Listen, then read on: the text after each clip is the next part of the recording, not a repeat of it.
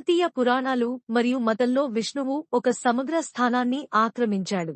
విష్ణువు అనేక అవతారాలకు ప్రసిద్ధి చెందాడు. పరశురాముడు అతని 6వ అవతారంగా నమ్ముతారు. పరశురాముడి కథ త్రేతా యుగానికి చెందినది. పరశురాముడు అనే పదానికి గొడ్డలితో ఉన్న రాముడు అని అర్థం. పరశురాముడు పరశురాముడికి సంబంధించిన ఇతిహాసాలు. పరశురాముడు జమదగ్ని మరియు రేణుకల కుమారుడు. పరశురాముడు ఘోరమైన నష్టపరిహారం తీసుకున్న తర్వాత శివుడి నుండి గొడ్డలిని పొందాడు. శివుడు తన యుద్ధ పద్ధతులను మరియు ఇతర నైపుణ్యాలను కూడా నేర్పించాడు. బ్రాహ్మణ కుటుంబంలో జన్మించిన ఆయన ఇతర బ్రాహ్మణుల మాదిరిగా కాకుండా ఉన్నారు. బదులుగా పరశురాముడు క్షత్రియుడి లక్షణాలను కలిగి ఉన్నాడు. ఆయన దూకుడు, యుద్ధం మరియు శౌర్యం వంటి అనేక క్షత్రియ లక్షణాలను కలిగి ఉన్నాడు.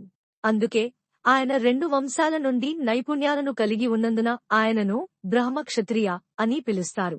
పరశురామునికి సంబంధించిన ఒక కథ ఏమిటంటే, ఒకసారి రాజు కార్తవీర్య సహస్రార్జున మరియు అతని సైన్యం పరశురాముడి తండ్రి అయిన కామధేను అనే మాయా ఆవును బలవంతంగా తీసుకెళ్లడానికి ప్రయత్నించారు. కోపంగా, ప్రతీకారంతో అతను మొత్తం సైన్యాన్ని మరియు రాజు కార్తవీర్యుడిని చంపాడు. వారి తండ్రి మరణానికి ప్రతీకారంగా రాజకుమారుడు పరశురాముడు లేనప్పుడు జమదగ్నిని చంపాడు. వారి చర్యతో కోపంగా మరియు బాధతో అతను రాజకుమారులందరినీ మరియు భూమిపై ఉన్న హైహయ రాజులను మరియు యోధులను అవినీతిపరులను చంపడానికి ముందుకు సాగాడు. అతను అశ్వమేధ యాగం నిర్వహించి తన ఆస్తులన్నింటినీ ఆచారాన్ని నిర్వహించే పూజారులకు ఇచ్చాడు. రాజులను నాశనం చేస్తున్న పరశురాముడు కోకన్ మరియు మలబార్ భూములను తాకబోతున్న సముద్రంతో పోరాడిన పరశురాముడిని అమరుడు అని కూడా పిలుస్తారు. మహారాష్ట్ర మరియు కర్ణాటక మధ్య ఉన్న ప్రాంతాన్ని పరశురామ క్షేత్రం అని పిలుస్తారు. పరశురాముడు ధర్మప్రేమకు ప్రసిద్ధి చెందాడు. భీష్ముడు, ద్రోణాచార్యుడు మరియు కర్ణునికి ఆయన గురువు అని తెలుసు. అయితే కురుక్షేత్ర యుద్ధంలో కర్ణుడు దుర్యోధనుడికి అన్యాయం చేస్తాడని పరశురాముడికి ముందుగానే తెలుసు.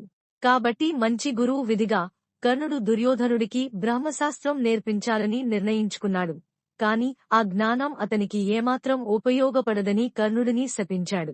జానపద కథల ప్రకారం పరశురాముడు శ్రీకృష్ణుడికి సుదర్శన చక్రాన్ని ఇచ్చాడు. విష్ణువు 6వ అవతారం యొక్క ప్రధాన నినాదం తమ విధులను నిర్లక్ష్యం చేసిన పాపాత్ములైన మరియు అధర్మ రాజులను హతమార్చడం ద్వారా భూమి భారాన్ని విడిపించడమే అని నమ్ముతారు. మరొక పురాణం ప్రకారం పరశురాముడు ఒకసారి శివుడిని కలవడానికి వెళ్లాడు. అతను తలుపు దగ్గరకు చేరుకోగానే గణేష్ పరశురాముడిని ఎదుర్కొని శివుడిని కలవకుండా ఆపాడు. కోపంగా ఉన్న పరశురాముడు శివుడు ఇచ్చిన గొడ్డలిని గణేశుడిపై విసిరాడు. ఆ గొడ్డలిని శివుడు ఇచ్చాడని తెలుసుకున్న గణేష్ గొడ్డలిని తన దంతాలలో ఒకదాన్ని నరికివేయడానికి అనుమతించాడు.